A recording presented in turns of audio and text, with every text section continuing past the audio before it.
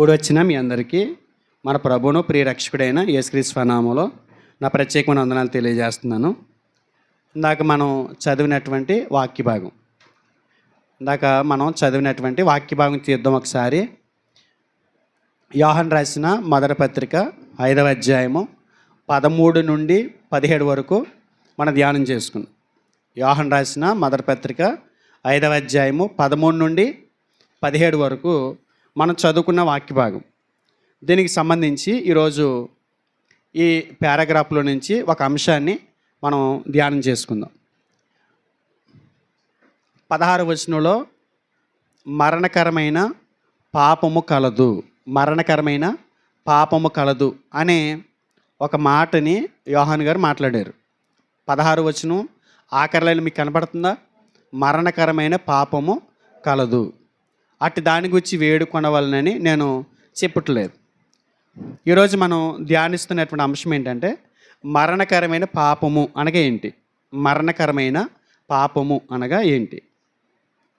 వాస్తవానికి ముందు అంశం యొక్క ఉద్దేశం, ఈరోజు మనం ధ్యానించబోతున్నటువంటి అంశానికి సంబంధించి ధ్యానించగా వచ్చిన ఆ సారాంశం ఒక ముక్కలో నేను చెప్పిన తర్వాత పాటలోకి వెళ్దాం. ఈరోజు మరణకరమైన పాపం అంటే ఏంటి అని ధ్యానిస్తున్నటువంటి అంశానికి సంబంధించి దాంట్లోంచి వచ్చేటువంటి సారం ఏంటంటే యేసుక్రీస్తు వారిని దూషించటం అనేది మరణకరమైన పాపానికి సంబంధించింది. ముందు క్లూ ఇచ్చాను మీకు, విషయంలోకి వెళ్దాం. కడవరి దినాల్లో మనం కొన్ని పరిస్థితుల మధ్య మన ఆత్మీయ జీవితాన్ని కొనసాగిస్తున్నప్పుడు భయంకరమైనటువంటి భిన్న బోధలు సంఘాన్ని చుట్టుముట్టాయి అని గతించినటువంటి 4 వారాల నుంచి కూడా మనం ధ్యానం చేస్తున్నాం. ఇలాంటి పరిస్థితుల్లో ఈ వచనం మరణకరమైనటువంటి పాపం చేయకుండా మనల్ని ఆపటానికి, మనల్ని నిలబెట్టడానికి దేవుడు ఈరోజు ఈ అంశాన్ని మనతో మాట్లాడుతున్నాడు అని నేను నమ్ముతూ దేవుని స్తుతిస్తున్నాను. ఇక్కడ సందర్భం ఏంటంటే 13 నుండి 17 వరకు సందర్భం ఏంటంటే ప్రార్థనకు సంబంధించినటువంటి సందర్భం. పాపాన్ని, వాస్తవానికి పాపం ఒకటే, సకల దుర్నీతి పాపం. ఈ పాపాన్ని రెండుగా విభజించాడు.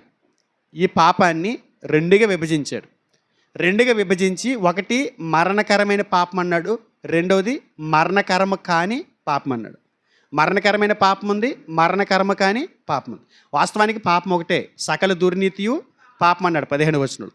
అయితే ఈ ఒక రకమైనటువంటి పాపంలో దేవుణ్ణి దుఃఖపెట్టే ఈ పాపాన్ని రెండుగా వర్గీకరిస్తూ ఒకటి మరణకరమైన పాపం అన్నాడు, రెండోది మరణకరమ కాని పాపం అన్నాడు. అయితే ఈ సందర్భం ఏంటంటే యేసుక్రీస్తు వారి యొక్క నామమును బట్టి మనం తండ్రిని వేడుకుంటే ఆయన చిత్తానుసారంగా మనం ఏది అడిగినా ఆయన మనకి జవాబిస్తారు అనేటువంటి సందర్భం. అంటే ప్రార్థనకు సంబంధించినటువంటి సందర్భం ఇది. ప్రార్థనకు సంబంధించినటువంటి సందర్భంలో ఈ పాపానికి వచ్చినటువంటి ప్రస్తావన యోహాను గారు చేశారు.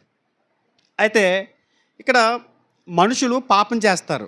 మనుషులు చేసే ప్రతీది కూడా, ఆజ్ఞను అతిక్రమించేది ప్రతీది కూడా పాపమే. సకల దుర్నీతి పాపం.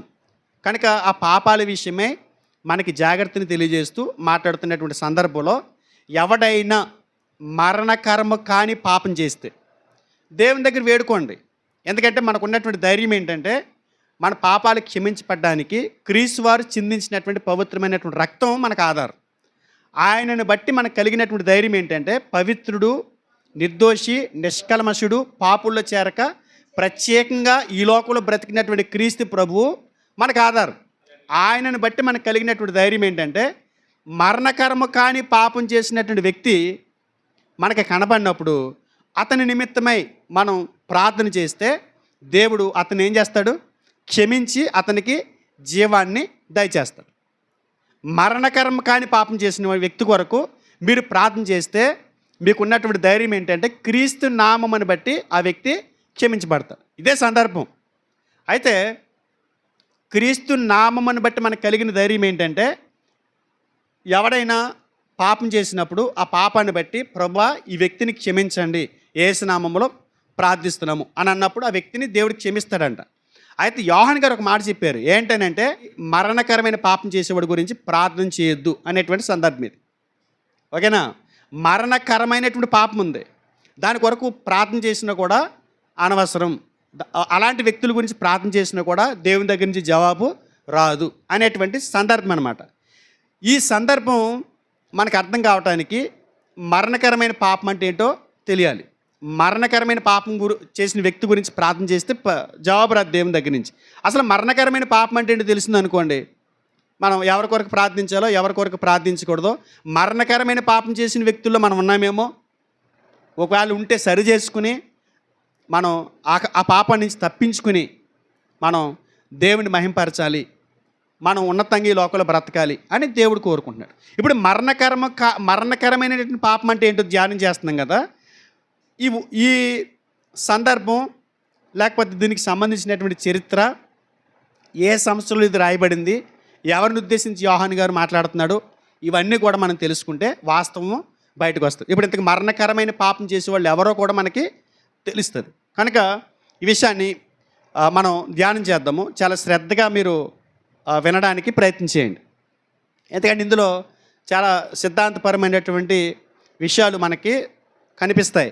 కాబట్టి సిద్ధాంతపరమైన విషయాలు ధ్యానిస్తున్నప్పుడు మనం చాలా జాగ్రత్తగా హృదయాలను మనసులను వాక్యం మీద కేంద్రీకరించి వింటేనే అది మనం అర్థం చేసుకోగలుగుతాం. అయితే ఒక విషయం చెప్పను ఉన్నాను. ఇది రాస్తున్నటువంటి సందర్భం సుమారు క్రీస్తు శకం అంటే యేసుప్రభు వెళ్ళిపోయిన తర్వాత ఒక 63 సంవత్సరాలకి 60 సంవత్సరాలకు అనుకోండి. అంటే యోహాను గారు 5 పుస్తకాలు రాశారు. యోహాను సువార్త, మొదటి పత్రిక, రెండో పత్రిక, మూడో పత్రిక, ప్రకటన గ్రంథం, 5 పుస్తకాలు రాశారు ఆయన. ఈ 5 పుస్తకాల్లో యోహాను సువార్త 91, 92, యోహాను రాసిన మొదటి పత్రిక 93, రెండో పత్రిక 93, మూడో పత్రిక 93, ఈ సంవత్సరంలోని పత్రికలు అందించాడు ఆయన. 96లో ప్రకటన గ్రంథం రాశారు. ఇప్పుడు మనం యోహాను రాసిన మొదటి పత్రిక ధ్యానం చేస్తున్నాం కాబట్టి ఈ పత్రిక రాసేటప్పటికి మొదటి శతాబ్దపు లోపే ఈ పత్రిక రాయబడింది. అంటే మొదటి శతాబ్దపు లోపే అక్కడ ఏదో జరిగింది, దానికి సంబంధించి ఆయన మాట్లాడుతున్నాడు. ఏ రచయిత కూడా ఏదో భవిష్యత్తులో జరిగేది మాట్లాడుతున్నా కొన్ని సందర్భాల్లో అక్కడ పరిస్థితులు కూడా అవగాహన చేసుకుంటూ సంఘాన్ని ఆ దుర్బోధల నుంచి కాపాడడానికి అక్కడున్న సందర్భాలు ఎత్తి చూపించి సంఘాన్ని బలపరుస్తూ మాట్లాడినటువంటి సంఘటనలు కూడా మనకి పుస్తకంలో కనిపిస్తాయి. కనుక ముందు అక్కడ చారిత్రకంగా జరిగినటువంటి సందర్భాన్ని బట్టే రచయిత మాట్లాడతాడు. తర్వాత భవిష్యత్తుని అన్వయిస్తూ భవిష్యత్తులో భక్తులు కూడా వీటి నుంచి తప్పించుకోవాలి అనేటువంటి విధానంలో వారు మాట్లాడుతుంటారు. కనుక వాస్తవానికి అక్కడ ఏం జరుగుతుంది అని మనం అర్థం చేసుకున్నాం అనుకోండి, ఆయన ఏ ఉద్దేశం చెప్పిన మాట మాట్లాడాడో మనకు అర్థమవుతుంది. మొదట ప్రారంభ శతాబ్దంలో గ్రీకు నాగరికతకు చెందినటువంటి పొక్కటి పురాణాలు, సాంప్రదాయాలు, వేదాంతాలు, అలాగే రోమా సామ్రాజ్యపు తాలూకు మూఢనమ్మకాలు క్రైస్తవ పునాదిని బలపడకుండా ప్రారంభ శతాబ్దంలో అడ్డుగా పడున్నాయి అన్నమాట. ఈ 2 సాంప్రదాయాలు క్రైస్తవ్యము ఏర్పడే నాటికి అప్పటికే ప్రపంచాన్ని చుట్టుముట్టేసి ఉన్నాయి. రోమా సామ్రాజ్యపు ఒక్కటి పురాణాలు మామూలు పురాణాలు కాదు, అవి భయంకరమైనటువంటి మూఢనమ్మకాలతోటి ఆ సామ్రాజ్యం నిండిపోయింది. ప్రపంచాన్ని పరిపాలించినటువంటి సామ్రాజ్యం.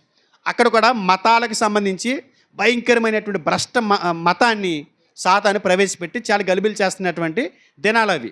అలాగే గ్రీకు తత్వవేత్తలకు సంబంధించినటువంటి ఆ మైథాలజీ కూడా ఆ రోజు క్రైస్తవ సమాజం మీద ప్రభావం చూపించింది.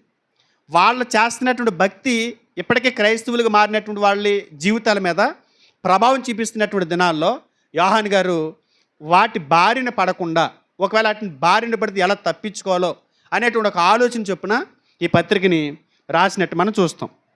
ఇది ఆ రోజే కాదు, ఇప్పటికీ భయంకరం. యోహాను రాసిన మొదటి పత్రిక యొక్క ముఖ్య ఉద్దేశం ఏంటంటే యేసుక్రీస్తు వారిని ఉద్దేశించి మాట్లాడుతున్నటువంటి సందర్భమే.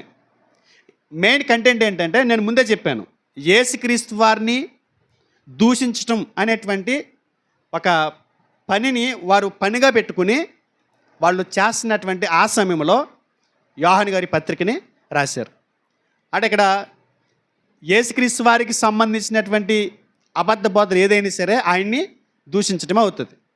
ఉదాహరణకి అప్పుడే కాదు, ప్రారంభ శతాబ్దంలోనే కాదు, గ్రీకు మైథాలజీ సంఘం మీద ప్రభావం చూపించడమే కాదు, రోమన్ సామ్రాజ్యపు తాలూకు పుక్కిటి పురాణాలు క్రైస్తవ మీద ప్రభావం చూపించడమే కాదు, ఇప్పటికీ వాటి ప్రభావం క్రైస్తవం మీద ఉంది.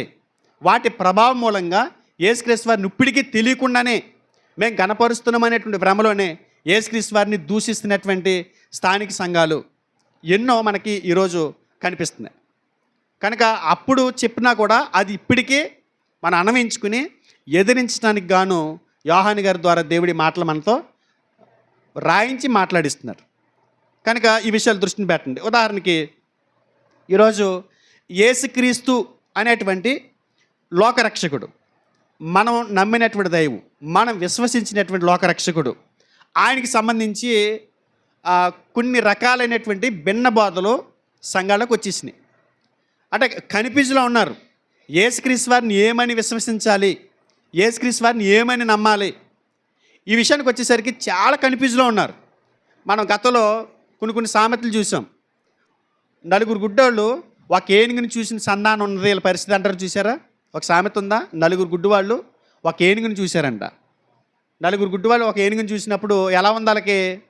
ఒక గుడ్డోడు ఏనుగు ఎలా ఉందయా అని అడిగితే ముగ్గురు గుడ్డోళ్ళు, ఈ గుడ్డివాడు అన్నాడంట, వాడు తొండం పట్టుకుని ఏమన్నాడంట, ఒక కరెంట్ ఫోల్డ్ లాగా ఉంది, ఒక ఏదే టెలిఫోన్ స్తంభంలాగా గుండ్రంగా ఉంటుంది ఏనుగు అని చెప్పాడంట. అంటే వాడు ఏం పట్టుకున్నాడు? తొండమే పట్టుకున్నాడు. మరొక గుడ్డోడిని అడిగితే, ఈ గుడ్డివాడు మరొక గుడ్డోని అడిగితే, తొండలాగా ఎందుకుందో తప్పది, నువ్వు అనుకున్నది ఏనుగు తొండలాగా ఉండదు అని చెప్పి, మరి ఎలా ఉంటుందని అడిగాడంట. అలా ఉండదని అంటే శాట్లాగా ఉంటుందని చెప్పాడంట. అంటే అతనేం పట్టుకున్నాడు? చెవు పట్టుకున్నాడు. ఒకడేమో తొండం పట్టుకున్నాడు, వాడు తొండానికి పరిమితం అయిపోయాడు. ఇంకెక్కడేమో చెవు పట్టుకున్నాడు, వీడేమో చెవికే పరిమితం అయిపోయి ఏమంటున్నాడు? ఏనుగు ఎలా ఉంటుందంట? చాట్లాగా ఉంటుందంట. వీళ్ళిద్దరి మీద కోపడుతూ ఇంకో గుడ్డాడు అన్నాడంట, తప్పు మీరిద్దరు మాట్లాడింది, అసలు ఏనుగు అలా ఉండదు, ఏనుగు ఎలా ఉంటుందంటే ఒక స్తంభంలాగా ఉంటుందని చెప్పి కాలు పట్టుకుని అతను చెప్పాడంట. అంటే ఈ ముగ్గురు గుడ్డోళ్ళని తప్పు పడుతూ మరో గుడ్డాడు అన్నాడంట, అబ్బాబ్బే ఏనుగు అలా ఎందుకుంటుంది, చీపురికి ఎట్లా ఉంటుంది అన్నాడంట. అంటే వాడు తోక పట్టుకున్నాడు, ఆ జుట్టు ఉన్నటువంటి తోకను పట్టుకుని ఏనుగు ఇలా ఉంటుంది అని చెప్పాడంట. ఇవాళ యేసుక్రీస్తు వారిని కూర్చున్నటువంటి సత్యాన్ని అంగీకరించడానికి బైబిల్ ఇచ్చినటువంటి ఆధారాలను బట్టి యేసుక్రీస్తు వారు ఎలా ఉంటాడు అని అడిగితే చెప్పడం మానేసి వాళ్ళు ఏమంటున్నారో తెలుసా? ఈ నలుగురు గుడ్డోళ్ళు సామెత ప్రకారం వాళ్ళు ఏదైతే పట్టుకున్నారో దాన్ని మాత్రమే పట్టుకుని యేసుక్రీస్తు వారు ఇదే అని గట్టిగా సంఘాలకి ప్రకటిస్తున్నటువంటి పరిస్థితిని మనం చూస్తున్నాం. చెవు పట్టుకుని చాట్లా ఉందని, కాలు పట్టుకుని స్తంభంలా ఉందని చెబుతున్నటువంటి ఈ నలుగురు గుడ్డి వాళ్ళ యొక్క కథల ఇవాళ క్రైస్తవ సంఘంలో చాలామంది యేసుక్రీస్తు వారిని ఎవరు అని అడిగితే వాళ్ళు చెప్పేది కూడా అలాగే ఉంది. యేసుక్రీస్తు వారు ఎవరు అని అడిగితే ఇస్లాం సోదరులు అంటారు యేసుక్రీస్తు వారు ప్రవక్త అని.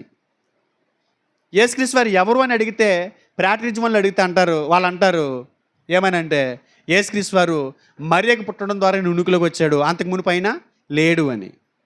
యేసుక్రీస్తు వారి గురించి మరొకరిని అడిగితే వాళ్ళు అంటారు యేసుక్రీస్తు వారు కేవలం దేవుడికి పుట్టినవాడు, దేవుడు కలగజేస్తే వచ్చినవాడు, దేవుని చేత ఉద్భవించినవాడు అని చెప్పి ఆయన దేవుని కుమారుడు మాత్రమే అని చెప్పేవాళ్ళు కొంతమంది.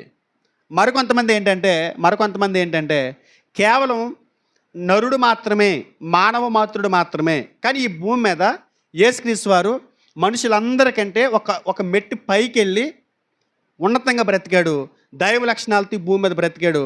కాబట్టి దైవానికి దగ్గరగా బ్రతికినటువంటి లక్షణాలు కలిగినటువంటి యేసుక్రీస్తు వారు మహాత్ముడు, పుణ్యాత్ముడు తప్ప ఆయన దేవుడు కాడు అని చెప్పేవాళ్ళు మరొక వర్గం.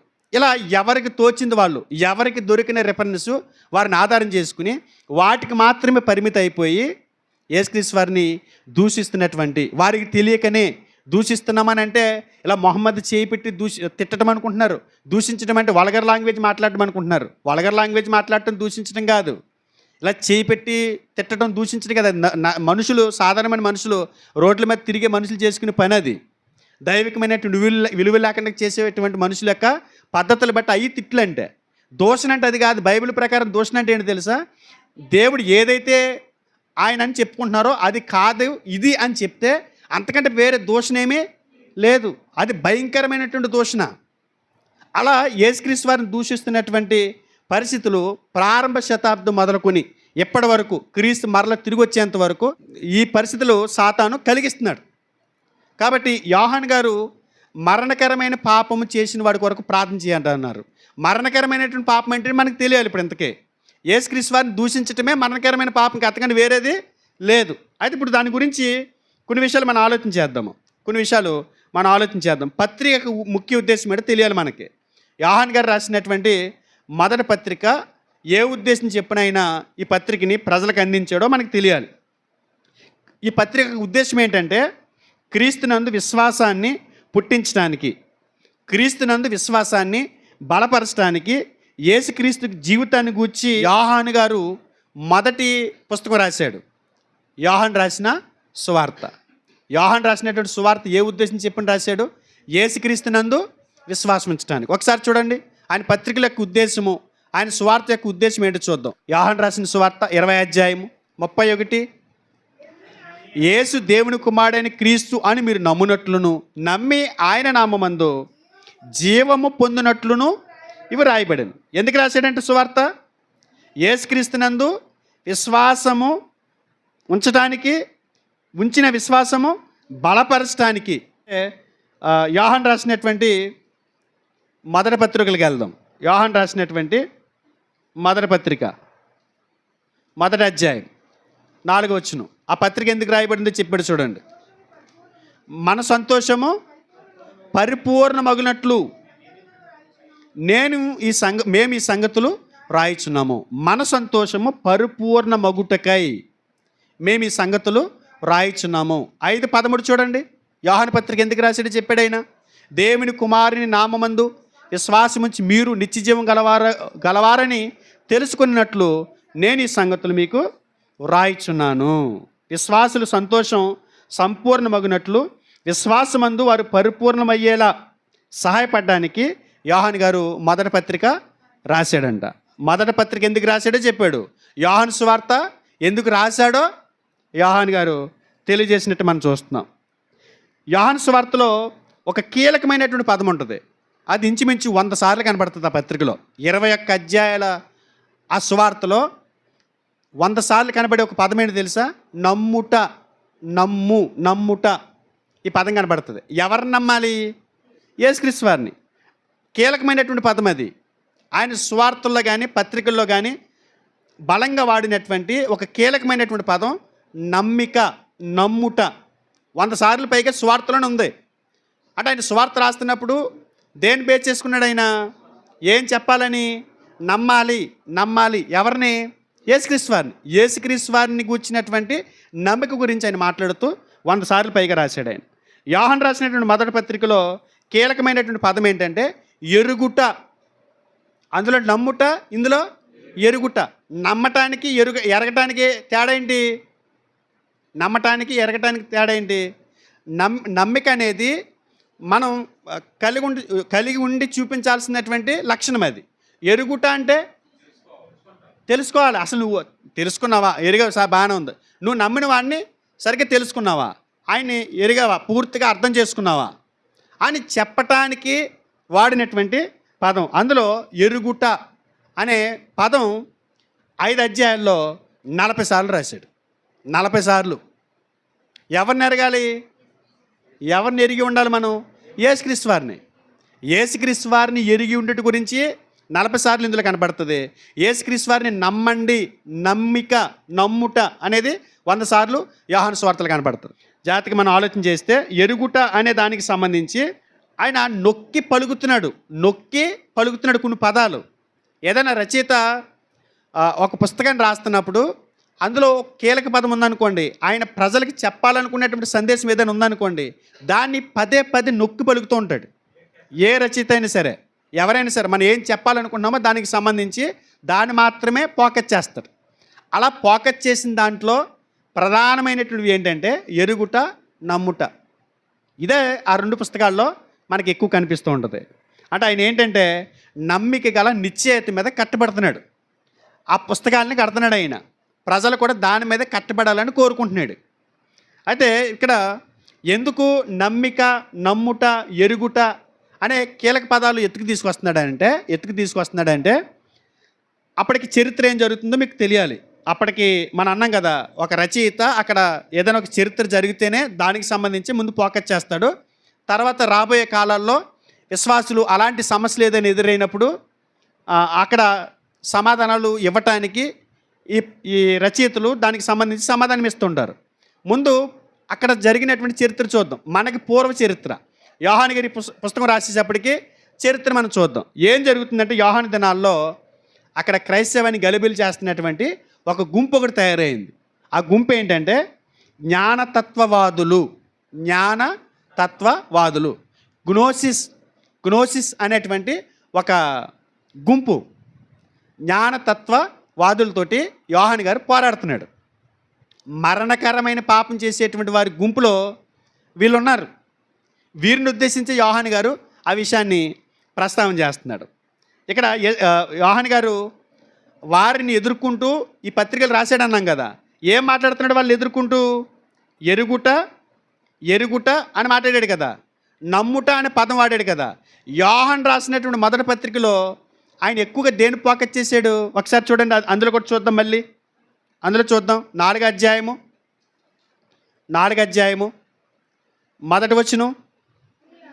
ప్రియులారా, అనేకులైన అబద్ధ ప్రవక్తలు లోకములోనికి బయలు వెళ్ళి ఉన్నారు గనుక ప్రతి ఆత్మను నమ్మక, ఆయా ఆత్మలు దేవుని సంబంధమైనవో కావో పరీక్షించుడి. యేసుక్రీస్తు శరీరధారి అయి వచ్చెనని ఏ ఆత్మ ఒప్పుకొనునో అది దేవుని సంబంధమైనది. ఏ ఆత్మ యేసును ఒప్పుకొనదో అది దేవుని సంబంధమైనది కాదు. ఏమంటున్నాడండి? ఏది ఒత్తు పలుకుతున్నాడైనా? యేసుక్రీస్తు శరీరధారి అయి వచ్చెనని. శరీరధారి అయి ఏ పదాన్ని నొక్కుతున్నాడు? శరీరధారి అయి. 2వ అధ్యాయం కూడా చూడండి, 18వ వచనం. చిన్నపిల్లలారా, ఇది కడవరి గడియ, క్రీస్తు విరోధి వచ్చినని వింటారు కదా.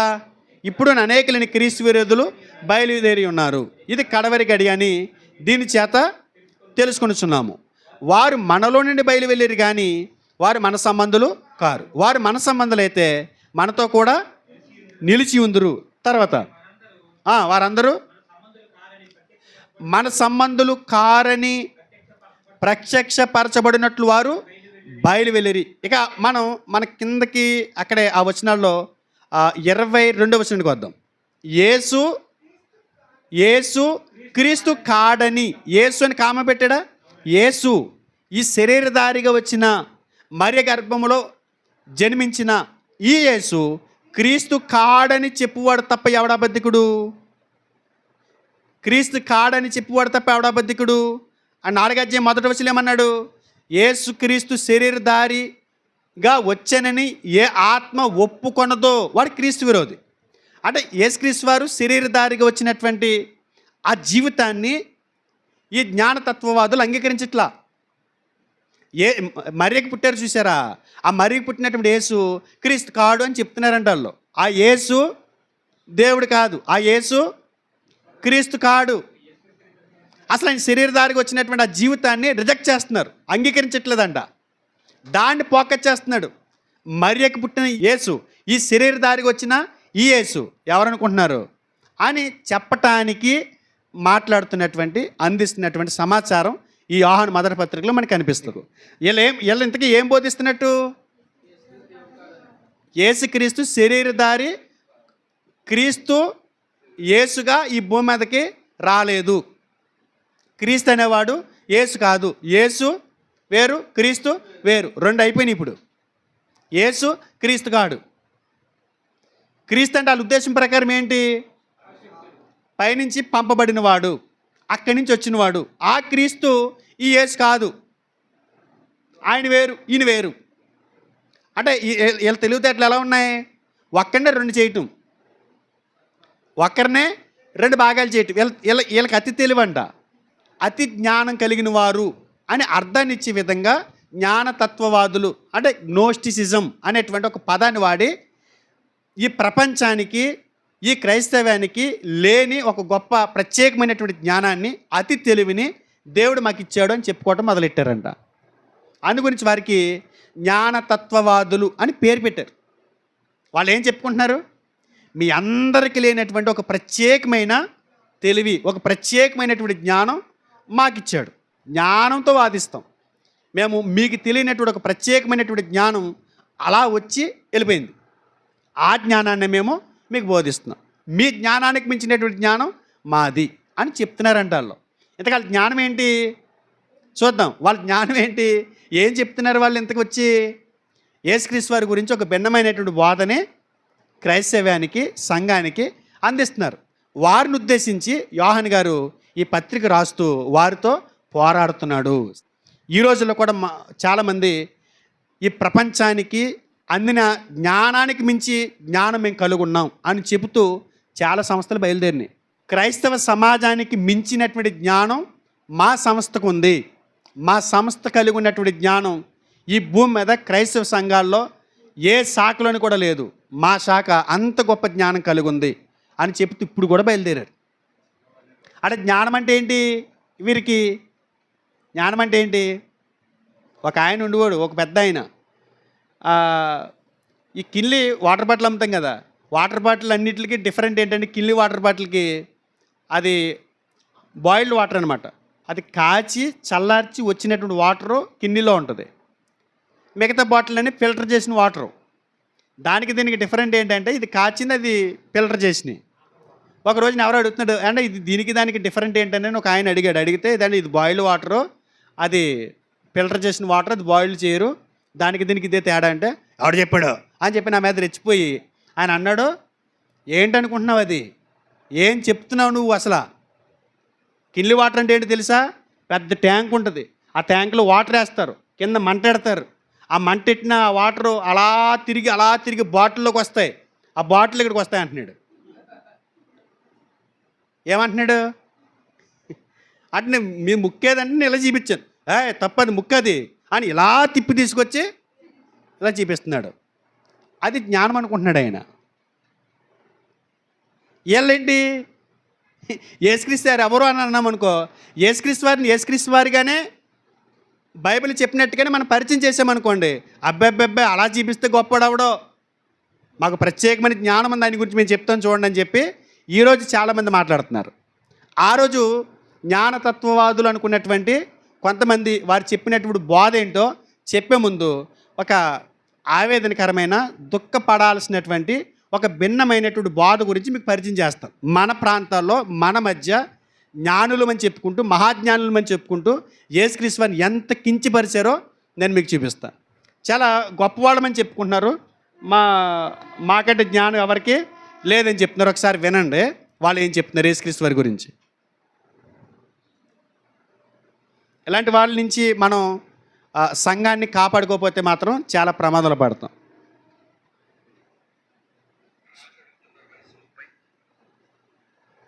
చూడండి. రాజు అడుగుతున్నారు, వయసు 30, అమలాపురం నుంచి. అన్నయ్య వందనాలు. అన్నయ్య, మొన్న మీరు నిత్యత్వం గురించి మాట్లాడుతూ యేసు ప్రభు వారికి నిత్యత్వం దేవుడు పెట్టిన భిక్ష అన్నారు.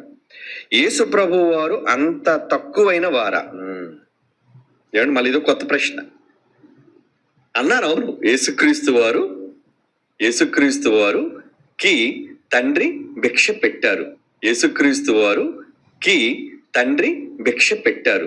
అయితే ఇప్పుడు మీకు సరైన మాట చూపించాలి, నేను తప్పదు. మరి హెబ్రీ పత్రిక చూడండి. మరి మీరు హెబ్రీ పత్రిక 5వ అధ్యాయం. ఇప్పుడు ఇలా మాట్లాడితే యేసు ప్రభువుని బిచ్చగాడా అని అంటే, ఇప్పుడు నిజంగా బిచ్చగాడో కాదు మీకు చూపిస్తాను. ఇప్పుడు యేసు ప్రభు వారి ఈ మాట హెబ్రీ పత్రిక 5వ అధ్యాయం 7వ వచనంలో ఏమని రాయబడిందో చూడండి. ఆయన కోసం, శరీరధారిగా ఉన్న దినములలో మహారోదనముతోను కన్నీళ్లతోను తన్ను మరణము నుండి రక్షింపగలవానికంటే నేను రక్షించుకోలేడా? యేసు ప్రభు తండ్రితో సర్వశక్తిమంతుడు, ఆయనతో సమానుడు అని మనం అనుకుంటున్నాం కదా. ఓకే, సమానుడిగా దేవుడు ఉంచాడు తండ్రి. ఉంచినప్పుడు ఇక్కడ ఏమంటున్నాడు? తన్ను మరణము నుండి రక్షింపగలవానికి ఏం చేశారట? ప్రార్థనలు. యాచన అంటే ఏంటి చెప్పండి? యాచన అనే పదం ఏంటి చెప్పండి? యాచన అంటే, యాచించడం అంటే బెగ్గింగ్. యాచన అంటే, యాచించడం అంటే బెగ్గింగ్.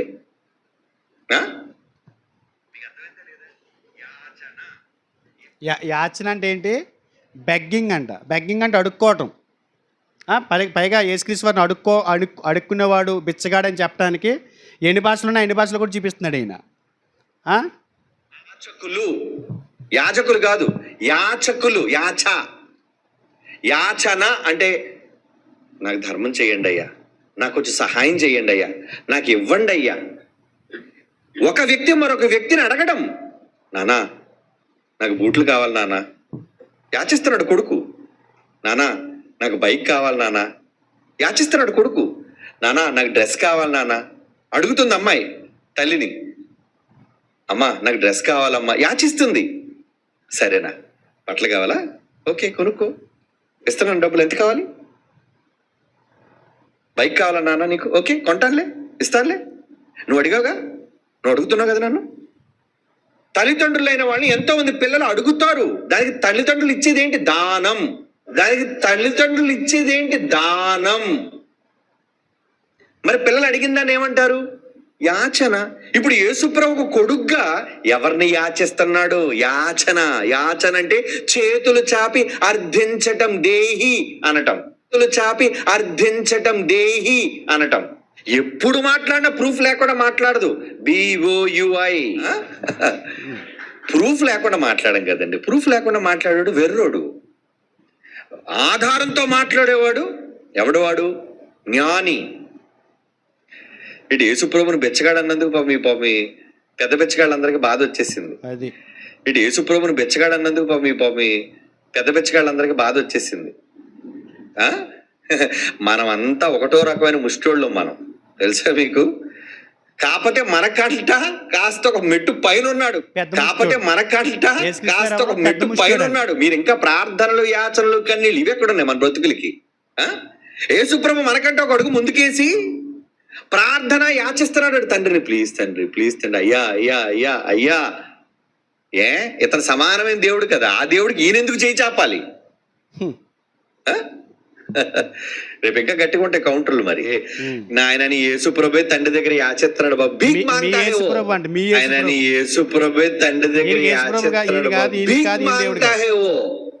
భీక్ మాంగ్తా హై వో. ఎవరి దగ్గర? ఎవరు అంటారు దాన్ని? అంటే ముష్టి అడుక్కోవడం అని. ముష్టి అడుక్కున్నాడంట. ఎవరు? యేసుక్రీస్తు వారు ముష్టి అడుక్కున్నాడంట. అంటే యేసుక్రీస్తు వారిని ఏం చేసాడు ఈయన? బెచ్చగాడు. యేసుక్రీస్తు వారు ఎవరంట?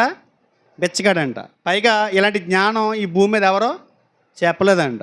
ఇక నోస్తికవాదులు కూడా చెప్పలేదు. ఇంతకే నోస్తికవాదులు కూడా ఈ బిచ్చగాడి కాన్సెప్ట్ లేదు వాళ్ళ దగ్గర. వీళ్ళకి తీసుకొచ్చారు తెర మీదకే. పైగా ఇలాంటి వీడియోలు చూపించిన, లేకపోతే బిచ్చగాడితో పోల్చడం ఎంతవరకు కరెక్ట్ అండి మీ సంస్థ అని అన్నా వాళ్ళు చాలా కోప్పడిపోతున్నారండి. కామెంట్లు ఎలాంటి కామెంట్లు అనుకుంటున్నారు? చర్మం ఒలిచేస్తాం, తోలు తీసేస్తాం. అంటే యేసుక్రీస్తు వారిని బిచ్చగాడు అని అనటం తప్పు కదండి, అలా అనకూడదు కదా అన్నందుకు వీళ్ళకి ఎంత కోపం వచ్చేస్తుంటే, మరి యేసుక్రీస్తు వారిని బిచ్చగాడు అన్నందుకు ఎంత కోపం రావాలి మనకి? అర్థమవుతుందా నేను చెప్పింది? అంటే ఏం చెప్తున్నారు వీళ్ళు? యేసుక్రీస్తు వారు బిచ్చగాడంట. హెబ్రీ పత్రిక 5:7 తీసి ఏం చెప్తున్నారు వీళ్ళు? బిచ్చగాడని. మరి మనకెందుకు కోపం వస్తుంది బిచ్చగాడంటే? బిచ్చగాడంటే మనకెందుకు కోపం వస్తుంది? ఎందుకు వస్తుందంటే, తండ్రి కుమారునికి ఇచ్చేది భిక్ష కాదు, ఆ హక్కు, విధేయతతో కూడింది అది. మీరు మీ పిల్లలకి పెట్టేది భిక్ష అనుకుంటున్నారా? వస్త్రాలు కొనటం, అన్నం పెట్టడం. అమ్మా అన్నం పెట్టంటే భిక్ష పెడుతున్నారు మీ పిల్లలకి. మరి కోపం రాదు అది? తల్లిదండ్రులు పిల్లలకి పెట్టేది భిక్ష. అలా చెప్పున్నాడు పనికిమాలుడే. ఎందుకంటే తల్లిదండ్రులు పిల్లలకి ఇచ్చేది భిక్ష కాదు, అది భిక్ష అనరు. అందుకు కోపం వచ్చింది. తల్లిదండ్రులని పిల్లలు అడిగి ప్రేమపూర్వకంగా అడిగేది హక్కు. ఈయనేమంటున్నాడు? తండ్రి దగ్గర భిక్షం ఎత్తుకున్నాడంట. భిక్షం. అసలు భిక్షానికి యాచనకి సంబంధం ఉందా? ఎవరిని అడిగాడంట? తండ్రిని అడిగాడంట. ఈయన దేవుడైతే, ఆయనతో ఈయన సర్వాధికారిని దేవుడైతే, ఈయన ఆయనతో సమానుడైతే, ఈయన కూడా శక్తివంతుడైతే ఆయన్ని ఎందుకు అడగాలి? ఆయన అడుక్కోవటం ఏంటి అని ప్రశ్నిస్తున్నాడు ఆయన. యోహాను సువార్త 16:15 ఈయన ఏమన్నాడు తెలుసా? తండ్రివన్నీ నాయి, తండ్రి కలిగి ఉన్నాయన్నీ నాయి అన్నాడు. నావన్నీ తండ్రివి, తండ్రివన్నీ నావి. ఏం మాట్లాడుతున్నాడు? విజ్ఞతలు మాట్లాడుతున్నాడు అని వాళ్ళకి తెలుసు. ఇలా మాట్లాడాడు ప్రతి ఓడు కూడా జ్ఞానం లేనోడే. కానీ వాళ్ళు చెప్పుకునేది ఏంటి? ఈ క్రైస్తవ్యానికి ఈ తరంలో ఎవరికి లేనటువంటి గొప్ప జ్ఞానం మేము కలిగి ఉన్నాం అని చెబుతూ యేసుక్రీస్తు వారిని బిచ్చగాడి స్థాయికి తీసుకొచ్చారు. బిచ్చగాడి స్థాయికి తీసుకొచ్చారండి ఆయన్ని. మనకు అంతగా కోపం వస్తుంది. ఆయన భిక్ష అడగటం ఏంటి? ఆయనే భిక్ష చేశాడు. భిక్ష చేసే స్థితిలో ఆయనే ఉన్నాడు. చూడండి ఒకసారి రోమాపత్రిక 5:15 చూడండి. అయితే అపరాధము కలిగినట్టు కృపావరము కలుగలేదు. ఎట్లనగా ఒకని అపరాధము వలన అనేకులు చనిపోయిన యెడల మరి ఎక్కువగా దేవుని కృపయు యేసుక్రీస్తును ఒక మనిషిని కృపచేతనైన దానమును, యేసుక్రీస్తును ఒక మనిషిని కృపచేతనైన దానమును అనేకులకు విస్తరించాను. యేసుక్రీస్తు వారే దానం చేస్తున్నారంట కృపనే. యేసుక్రీస్తు వారు తన ప్రాణాన్ని దానంగా ఇచ్చాడంట మనుషులకి. మనం బిచ్చగాళ్ళం. యేసుక్రీస్తు వారిని బిచ్చగాడని చెప్పినోడు బిచ్చగాడు. ఆ సంస్థను నిలబెట్టినోడు బిచ్చగాడు. యేసుక్రీస్తు వారికి అది బిచ్చగాడు. యేసుక్రీస్తు వారు ఏమేస్తున్నాడు? దానం వేస్తున్నాడు. ఆయన బిచ్చగాడంటే ఎలా కుదురుతుంది? ఎవరు బిచ్చగాళ్ళు? మనం బిచ్చగాళ్ళం. తృణమాత్రులైన మనుషులు మనం బిచ్చగాళ్ళం. ఆయన బిచ్చగాడు ఏంటి?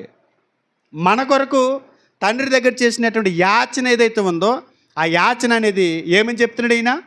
భిక్షమెత్తటం. దేహి అంటున్నాడంట. నాన్న నాకు షూ కావాలి, నాన్న నాకు వస్త్రాలు కావాలని పిల్లలు తండ్రిని అడిగినట్టు యాచిస్తున్నాడంట. ఎంత దిగజారిపోయారు చూడండి వీళ్ళ బోధలో. ఇది దోషణ కాదా? ఇది మరణకరమైన పాపం కాదా అంటున్నాను నేను. దోషణండి ఇది. ఆయన భిక్ష అడగటం ఏంటండి?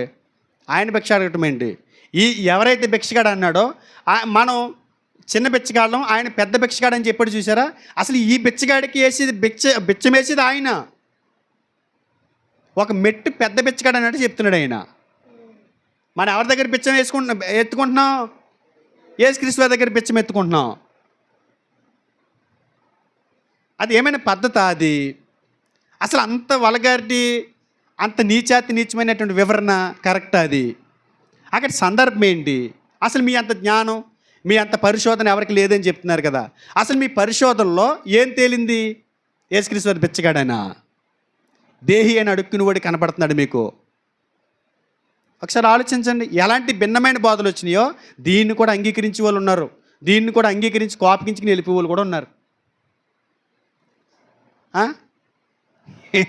యాచన అంటే భిక్ష,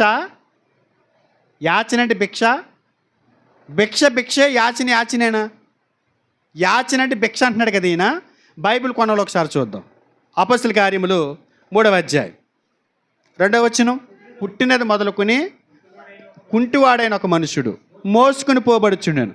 వాడు దేవాలయములకు వెళ్ళి వారిని భిక్షమడుగుటకు కొందరు ప్రతిదినము వానిని శృంగారమని దేవాలయపు ద్వారం వద్ద ఉంచుచూ వచ్చిరి.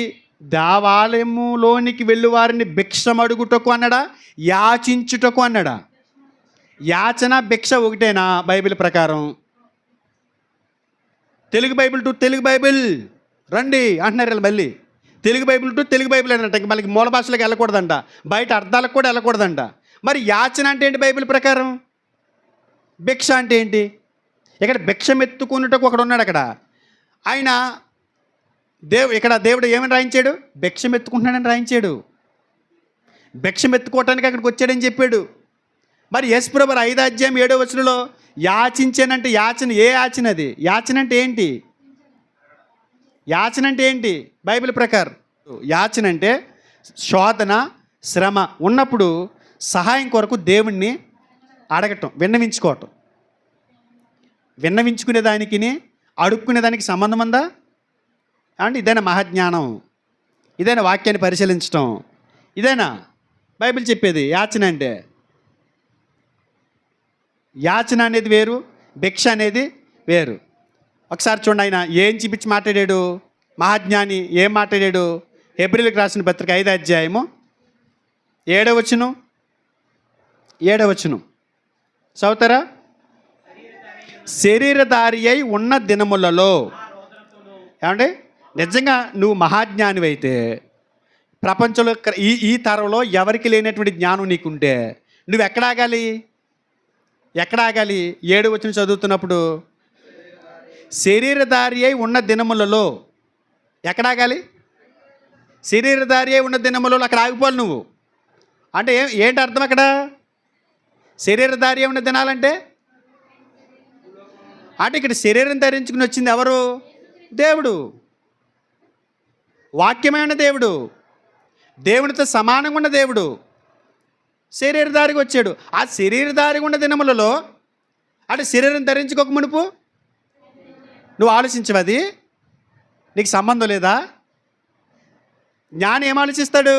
శరీరధారి ఏ ఉన్న దినములలో శరీరం ధరించుకోక మునుపు ఆయనకు ఒక క్యారెక్టర్ ఉంది. శరీరం ధరించుకోక మునుపు ఆయన ఒక ఉన్నతమైన స్థితిలో ఉన్నాడు. ఆ స్థితిని వదిలి శరీరం ధరించుకుని వచ్చినప్పుడు ఆయన చేసినటువంటి త్యాగం చూడండి, ఆయన చేసినటువంటి పని చూడండి మన కొరకు. ఆయన మాట్లాడుతున్నాడా? లేకపోతే శరీరధారి ఉన్న దినాల్లో అది వదిలేసి ఏం చేశాడంటే ఆయన మహారోదనముతో కన్నీళ్లతో తను మరణం నుండి రక్షింపగలవానికి ప్రార్థనలను యాచనలను సమర్పించి భయభక్తులు కలిగి ఉన్నందున ఆయన అంగీకరింపబడెను.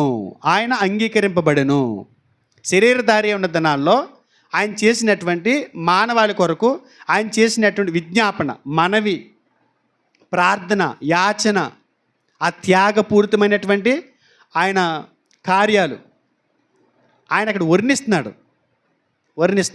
చూడండి 8వ వచనం, ఆయన కుమారుడై ఉండి తాను పొందిన శ్రమల వలన విధేయత నేర్చుకున్నాను. అంటే అంతకుముందు విధేయత లేదు ఆయనకి.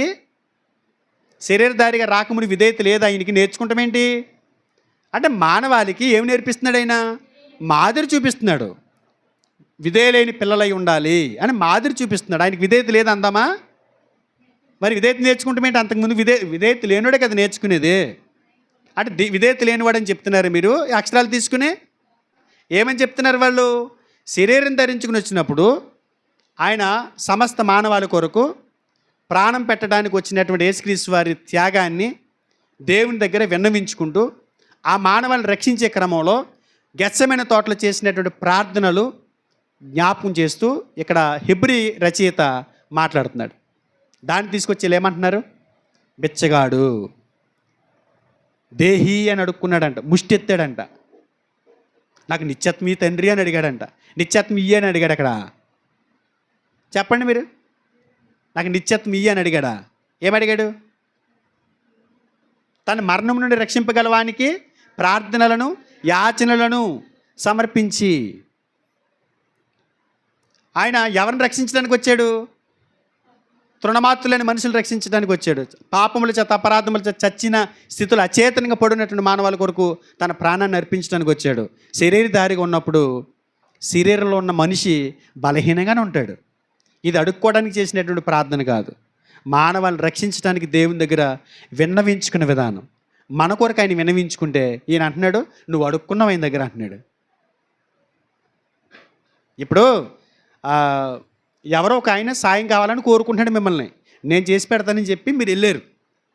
ఎవరి దగ్గర ఆయన దగ్గర పని అవ్వట్లేదు, నువ్వు వెళ్తుంటే పని అవ్వట్లేదు. ఇంకొక ఆయన వెళ్ళాడు, వెళ్తే పని చేసుకొచ్చాడు.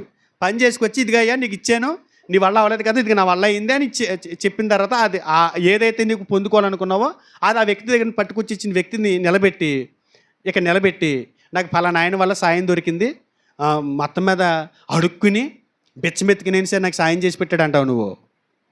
ఒకసారి చెప్పండి, మీరు ఏమంటారు చెప్పండి? వెళ్ళి బెచ్చమెత్తుకుని నాకు సాయం చేసాడు ఈ బెచ్చగాడు, ఈ బెగ్గరం, నాకు ఎంత సాయం చేసి పెట్టాడో ఈ బెగ్గరం అని చెప్తావా? బుద్ధి జ్ఞానం ఉంటుంది అంటారు. ఆ సాయం చేసినాడు ఏమంటాడు చెప్పు నేను? మళ్ళీ చేయటం కాదు, తుంగలో తొక్కేస్తాడు. నన్ను బిచ్చగాడు అంటావేంటారు నువ్వు? అర్థమవుతుందా నేను చేసిన త్యాగం నీకు అని అంటాడు. అరే మూర్ఖుడా, అప్రాష్టుడా, అపశగిన పక్షి, ఎన్ని బూతులుంటే అన్ని బూతులు తిడతాం మనం అదే స్థానంలో ఉంటే. ఆయన మాట్లాడు కాబట్టి, ప్రేమమయుడు కాబట్టి నీకు సాగిపోతుంది అంటున్నాను నేను. నువ్వు ఎన్ని బాధలు చేసినా. అదే ఇప్పుడు ఈయన బిచ్చగాడు అంటే ఊరుకుంటాడా? డాక్టర్ బిచ్చగాడు ప్రసన్నబాబు అని ఎడితే ఒప్పుకుంటాడా అంటున్నా? పెట్టుకోమనండి, కింగ్ అని పెట్టుకున్నాడు పేరు ముందు. బిచ్చగాడని పెడితే ఎలా ఉంటుంది అంటున్నాను నేను. ఒప్పుకుంటారా? చిన్న బిచ్చగాడు, జూనియర్ బిచ్చ అని ఎడితే ఊరుకుంటాడా అంటున్నా? కోపం వచ్చేస్తుంది. రోషం పెద్ద ఇష్యూ ఏం కాదు, కానీ క్రైస్తవులకు మనోభావాలు దెబ్బతిన్నాయి యేసుక్రీస్తు వారిని బిచ్చగాడంటే. ఎందుకంటే రేపు అన్న రోజున సువార్తకి వెళ్ళారనుకోండి, సువార్తకి వెళ్ళి సువార్త యేసుని నమ్మండి మీకు రక్షణ ఇస్తాడు, యేసుని నమ్మండి మిమ్మల్ని కాపాడుతాడు, నరకాన్ని నుంచి తప్పిస్తాడు అన్నాడు చెప్తున్నారనుకోండి సువార్త. ఆయనే బిచ్చగాడంట కదా, మమ్మల్ని రక్షిస్తాడు, బిచ్చగాడు నిత్య రక్షణ ఇవ్వగలడా అని అడుగుతారు వాళ్ళు. మాట్లాడడానికి కనీసం ఇంకిత జ్ఞానం ఉండాలి కదా. ఏమన్నారు? శరీరధారి ఉన్న దినాల్లో ఆయన చేసినటువంటి పని ఏదైతే ఉందో, మీరు 5వ అధ్యాయం మీరు చూడండి. 5వ అధ్యాయము ఆ రచయిత, హెబ్రీ రచయిత ఏం మాట్లాడుతున్నాడు అనుకుంటున్నారు? యేసుక్రీస్తు అహరోను కంటే గొప్పవాడు అంటే యేసుక్రీస్తు వారిని ప్రధాన యాజకుడిగా చూపించే ప్రయత్నంలో అహరోను కంటే ఎంత గొప్పవాడో చెప్పే క్రమంలో మాట్లాడుకున్నటువంటి సందర్భమే 5వ అధ్యాయం. 5వ అధ్యాయం మొదటి వచనం మీకు కనబడుతుంది. యేసు అహరోన్లానే మనుషుల్లోండి వచ్చాడని చెప్తాడు. రెండవ వచనంలో ఏం చెప్తాడు తెలుసా?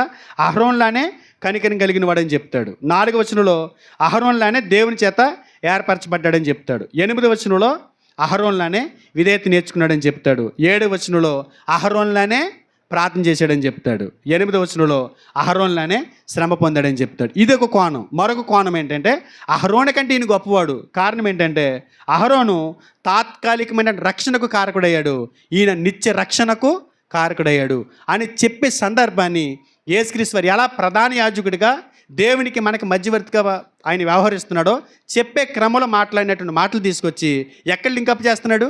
ఆయన దేవునితో సమానుడు కాడు అని చెప్పి లింకప్ చేసి యేసుక్రీస్తు వారిని కూర్చున్నటువంటి ఒక భయంకరమైనటువంటి భిన్న బోధని సంఘానికి బోధిస్తున్నారు. అర్థమవుతుందా మీకు? ఏం చేశాడు ఆయన? అక్కడ మాట్లాడినటువంటి సందర్భం ఏంటి? నువ్వు అది పరిశీలించవేక? ఏ సందర్భంలో అది మాట్లాడాడో పరిశీలించవా? ఏం జరుగుతుంది ఇక్కడ? తప్పుడు బోధ. అప్పుడు కూడా ఎవరు వచ్చారంటే యోహాను గారి దినాల్లో జ్ఞాన తత్వవాదులు. ఏం చెప్పారంటే వాళ్ళ బోధ ఏంటంట? ఈ జ్ఞాన తత్వవాదుల్లో 4 రకాలు ఉన్నారండి. 4 రకాలు. మొదటి రకం ఎవరంటే, జ్ఞానతత్వవాదుల్లో మొదటి రకం ఎవరంటే కెరింతియన్ గ్నోస్టిసిజం అంట. కెరింతియన్ గ్నోస్టిసిజం అంటే వీళ్ళు సిద్ధాంతికులు అంటారు. వీళ్ళని సిద్ధాంతికులు. వాళ్ళు ఏం చెప్పారంటే తెలుసా? యేసు అనే మనుషుడు బాప్తిస్మంలో క్రీస్తు ఆత్మను పొంది శిలువ మీద ఆయన మరణములో విడిచిపెట్టినని బోధిస్తారంట. యేసుక్రీస్తు వారు బాప్తిసం తీసుకున్నారు కదా, యేసు అనే ఆయన మరికి పుట్టిన ఆయన బాప్తిసం తీసుకున్నప్పుడు, ఆయన నీటిలో మునిగినప్పుడు క్రీస్తు అనే ఆత్మ వచ్చి యేసు అనే వ్యక్తిలో ప్రవేశించిందంట. ఈయన శిలువ మరణం పొందినప్పుడు యేసుని శిలువ మీద వదిలేసి క్రీస్తు వెళ్ళిపోయాడంట. అంటే శిలువ మీద ప్రాణం పెట్టిన యేసు క్రీస్తు కాడు అని చెప్తున్నారు వాళ్ళు. ప్రాణం పెట్టిన యేసు క్రీస్తు కాడంట. అందుకే చెప్పాడు యేసు క్రీస్తు కాడని చెప్పబడు తప్ప ఎవడాబద్ధికుడు అని. వీళ్ళు ఈ రకమైన బోధ. ఇంకొకరు ఎవరంటే వీళ్ళని మరొక వర్గం, వీళ్ళంతా నోస్టిక్వాదులే. మరొక వర్గం ఎవరంటే డోస్టిక్ గ్నోస్టిసిజం. అంటే వీళ్ళు చెప్పేది ఏంటంటే యేసు మానవుని వల్ల అగ్గుపడ్డాడు కానీ నిజానికి ఆయన మానవుడు కాడు. క్రీస్తుకి మిథ్యా శరీరం ఉందంట. అంటే నిజం కానటువంటి ఒక శరీరాన్ని యేసు కలిగి ఉన్నారంట. అంటే మన కంటితో చూసే, ఆ రోజు వాళ్ళ కంటితో చూసిన యేసుక్రీస్తు వారు అది యేసుక్రీస్తు వారు కాడంట. అలా కనిపించాడంట మనుషులకు. భ్రమ, మిథ్య అంట. అది భ్రమకు గురి చేశాడంట ఆయన. ఆయన నిజంగా శరీరాన్ని ధరించుకుని రాలేదంట. ఈ జ్ఞానతత్వవాదులో 4 రకాలు ఉన్నారు. మొదటి రకమేమో యేసుక్రీస్తు వారు బాప్తిసం తీసుకున్నప్పుడు క్రీస్తు అని ఆయన యేసులో ప్రవేశించాడు అనేది. రెండో రకం ఎవరు? యేసుక్రీస్తు వారు శరీరం ధరించుకుని వచ్చారు కదా, ఈ శరీరం భ్రమ, ఆయన నిజంగా శరీరం ధరించుకుని అలా కంటికి కనబడుతున్నాడంట అంతే, శరీరం అయితే అక్కడ లేదంట. అందుగురించి యోహాను గారు ఏం చెప్పాడు? మేము ఏది చూసి తాకి చూసి మేము ప్రకటిస్తున్నామో అన్నాడు. మేము ఏళ్ళతో తాకాం ముట్టుకుని చూసామని చెప్తున్నాడు. కారణం ఏంటి? మిథ్య అంటున్నావు కదా నువ్వు, అది శరీరం కాదంటున్నావు కదా నువ్వు అని యోహాను గారి వారికి కౌంటర్ వేస్తున్నాడు. మేము శరీరం తాకి చూసాం, ముట్టుకున్నాం మేము అని చెప్తున్నాడు యోహాను గారు. మూడో రకం ఎవరంటే ఆత్మవాదం. గ్నోస్టిసిజంలో ఆత్మవాదం అని ఒక వాదం. ఏలేమంటారంటే ఈ శరీరం మంచిది కాదు, కేవలం ఆత్మ మాత్రమే మంచిది అనే వాదం. వీళ్ళు దీని మీద ఆధారపడి ఏమన్నారని అంటే, శరీరం చెడ్డది కనుక భూమి మీద నడిచిన యేసు క్రీస్తై ఉండడు. ఎందుకంటే ఆ క్రీస్తు ఈ పాప శరీరంలోకి ఎందుకు వస్తాడు? ఎందుకంటే ఈ శరీరం చెడ్డది కాబట్టి. ఈ చెడ్డ శరీరంలోకి క్రీస్తు అనేవాడు రాడు కనుక ఈ యేసు క్రీస్తు కాడు. అంటే యేసుక్రీస్తు వారి గురించి ఎన్ని భిన్నమైన బోధలు వచ్చినాయి చూడండి. అప్పుడే మొదటి శతాబ్దంలోనే వాళ్ళందరినీ ఎదుర్కోవడానికి యోహాను గారు రాస్తున్నటువంటి పత్రిక ఇది. మరొకరు ఎవరంటే ఎసిటిక్ గ్నోస్టిసిజం. ఎసిటిక్ అంటే ఇలా ఏం చెప్తున్నారనంటే, శరీరం పాపభరితమైంది కనుక శరీర కోరికలు అణచబడాలి. వీరు తమకు వినోదంగా కలిగించే ప్రతి దాన్ని కూడా తమ జీవితంలో నుంచి తీసేశారంట. అంటే ఉదాహరణకి వివాహం కూడా చేసుకోవటం మానేశారంట వాళ్ళు. ఎందుకంటే అలాంటి పాప పనులు శరీరంతో చేయకూడదు అనేది. ఆఖరికి బాధ ఎక్కడికి వెళ్ళిపోయిందంటే, ఈ శరీరంతో వివాహం కూడా చేసుకోకూడదు, లైంగికంగా కూడా భార్య భర్తలు కలవకూడదు అనేటువంటి నీచమైనటువంటి బాధలకు వెళ్ళిపోవటమే కాకుండా ఈ శరీరంతో ఒకవేళ పాపం చేస్తే ఇంకా చివరికంటే వెళ్ళిపోయి ఈ శరీరంతో అలాంటి పనులు చేసినా తప్పు లేదు, శరీరంతో చేసిన తప్పులు ఏవి కూడా లెక్కల్లోకి రావు అని చెప్పడం మొదలెట్టారు. శరీరంతో చేసేది మట్ల కలిసిపోద్ది, ఆత్మ దేవుని దగ్గరికి వెళ్తుంది. చెడ్డ శరీరం పరలోకం వెళ్ళదు, ఆత్మ పరలోకం వెళ్తుంది. కాబట్టి పాపం శరీరంతో చేసినా పర్వాలేదు అని చెప్పి వాళ్ళు బయలుదేరారు అప్పుడే. అందుకే యోహాను గారు నైతిక విలువల గురించి మాట్లాడుకుంటూ వచ్చాడు. అందులో నీతియుక్తమైనటువంటి జీవితం ఎలా బ్రతకాలో కూడా చెప్పుకొచ్చాడు యోహాను పత్రికలో. కారణం ఏంటంటే ఇలాంటి బోధకులు, అబద్ధ బోధకులు ఇలా గలిబిలు చేసేసి లేనిపోని బోధ సంఘం మీద రుద్దేసి వాళ్ళు ఉన్నారా వెళ్ళిపోయారంటే వెళ్ళిపోయారు. చూడండి ఒకసారి ఆయన చెప్పాడు. యోహాను రాసిన మొదటి పత్రిక 2వ అధ్యాయము 19వ వచనం, వారు మనలో నుండి బయలు వెళ్ళిరు కానీ వారు మన సంబంధులు కారు. వారు మన సంబంధులు అయితే మనతో కూడా నిలిచి ఉందురు. అయితే వారందరూ మన సంబంధులు కారని ప్రత్యక్షపరచబడినట్లు వారు బయలు వెళ్ళిరి. అంటే బయటకు పోయారు, ముందున్నారు, సంఘాన్ని గలిబిలు చేసేసారు. ఇప్పుడు ఎక్కడికి వెళ్ళిపోయారు? బయటికి వెళ్ళిపోయారు. మరి బయటికి వెళ్ళిపోయిన తర్వాత గొడవ వదిలిపోయింది సంఘానికి.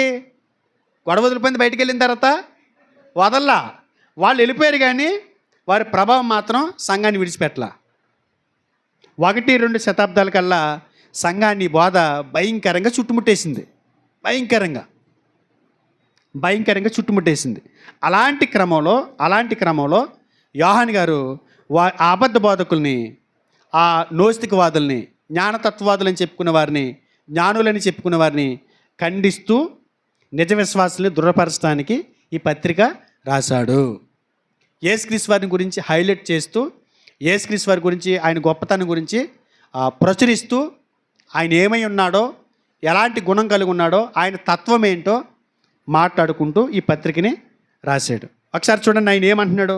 యేసుక్రీస్తు వారు నిజంగా మానవుడు అని చెప్పడానికి ఒక మాట చెప్పాడు చూడండి. 1వ అధ్యాయము యోహాను రాసిన మొదటి పత్రిక 1వ అధ్యాయం 1వ వచనం చూడండి.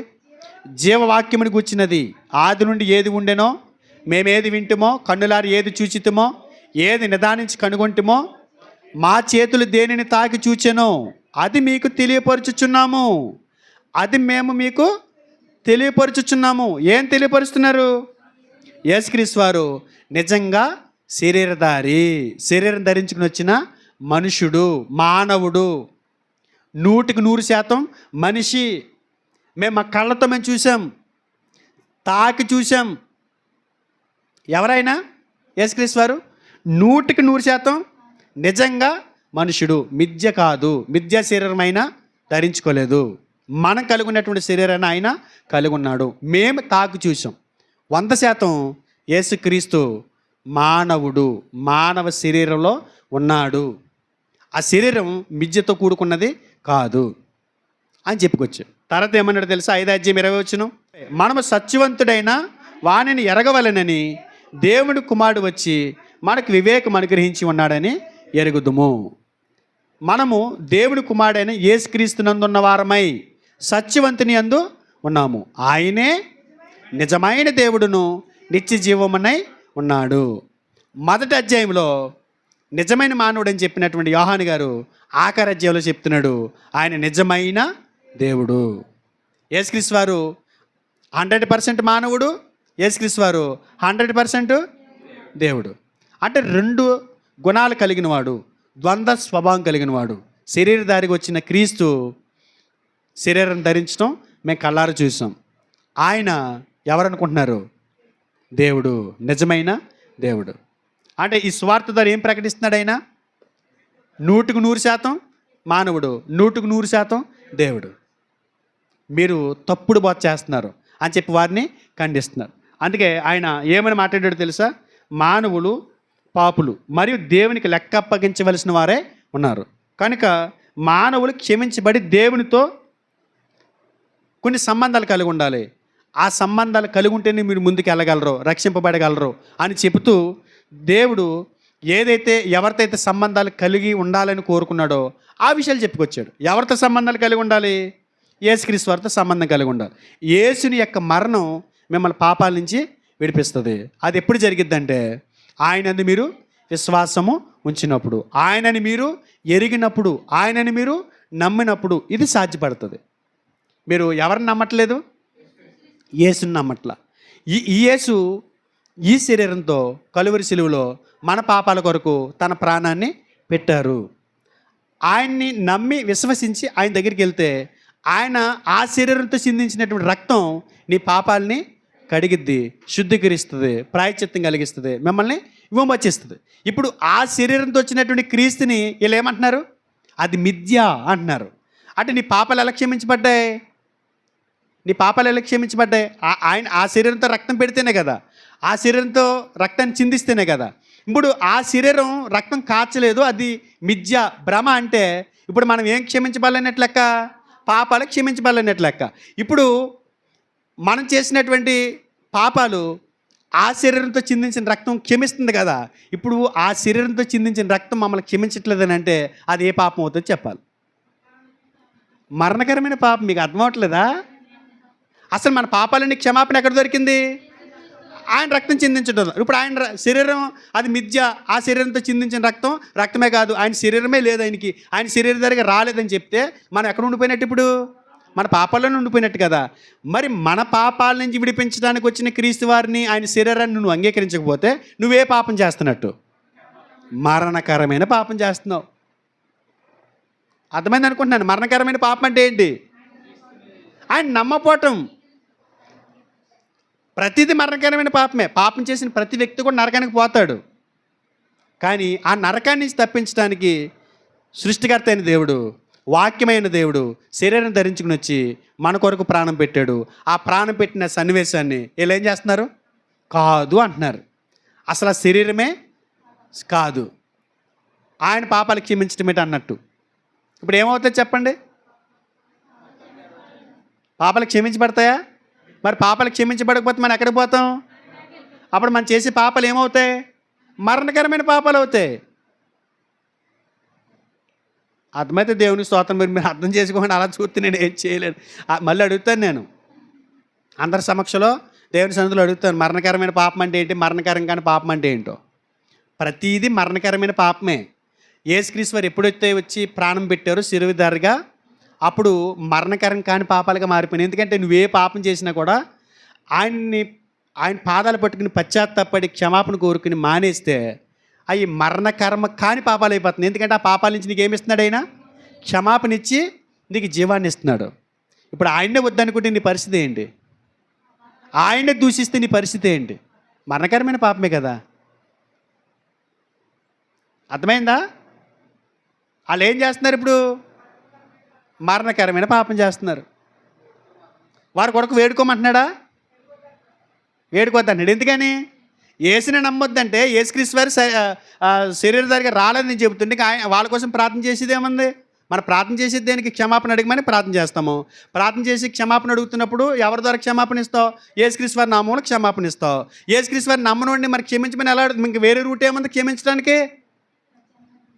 ఆయనే కదా ప్రాయశ్చిత్తం కలిగించింది. ఇప్పుడు ఆయన నామాన్ని పట్టుకుని వెళ్ళి క్షమాపణ అడగాల్సిన మనం, ఆయన నమ్మడంట, వాడికి క్షమాపణ ఈ ప్రభు అంటే నిన్ను నన్ను ఏమంటాడు చెప్పాలి?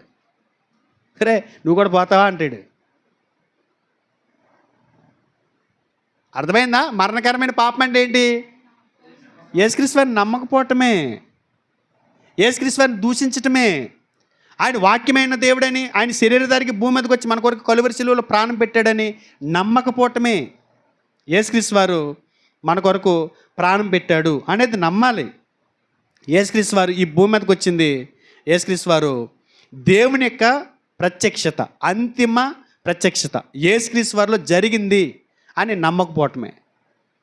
అది మరణకరమైన పాపం. దేవుడు ఈ విషయాలు మనతో మాట్లాడుతున్నాడు. పాపాలు సకల దుర్నీతి పాపం, సకల దుర్నీతి పాపం. బైబిల్ యోహాను గారు ఇచ్చినటువంటి సమాచారాన్ని బట్టి మనం చేసేది ప్రతిదీ కూడా పాపమే. ఆజ్ఞాతిక్రమం పాపం అన్నాడు. అలాంటి పాపాలు ఎవరిలో పోతున్నాయి? మనకి యేసుక్రీస్తు వారిలో పోతున్నాయి. యేసుక్రీస్తు వారికి క్షమాపణ ఇస్తున్నాడు.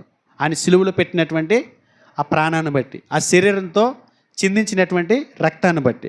కానీ వీళ్ళు ఏమంటున్నారు?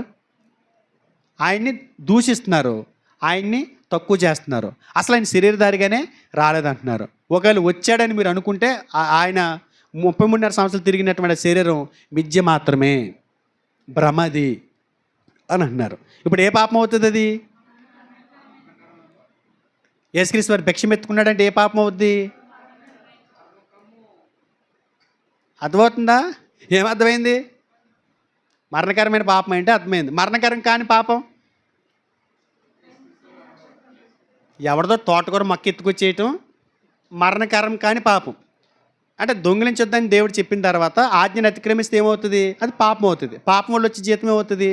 మరణం. అంటే నిత్య మరణం, నరకానికి వెళ్ళిపోవటం. తోటకూర మొక్క ఎత్తుకొచ్చినా సరే నరకానికి వెళ్ళిపోతావు. కానీ యేసుక్రీస్తు వారు ప్రాణం పెట్టారు కదా, రక్తం చిందించారు కదా. ఇప్పుడు అది కూడా ఏమవుతుంది? ఎవరినో చంపావు, జీవితం మార్చుకున్నావు, క్రీస్తు త్యాగాన్ని గుర్తించావు, ఆయన పాదాలు పెట్టుకుని బతిమాలుకున్నావు, ఏడ్చావు, గోజాడావు. నీ ప్రార్థనని క్రీస్తు రక్తంలో దేవుడు నీకు క్షమాపణ ఇచ్చాడు. ఇప్పుడు మరణకరమైన పాపం కూడా ఏమవుతుందో తెలుసా? మరణకర్మ కాని పాపం అవుతుంది. క్షమాపణ దొరికింది అతనికి. నువ్వు యేసుక్రీస్తు వారిని నమ్మకుండా తోటకూర మొక్క ఎత్తుకొచ్చేసినా సరే నువ్వు నరకానికి పోతావు. అది మరణకరమైన పాపమే. ఎందుకంటే నువ్వు యేసుని నమ్మట్లేదు కాబట్టి.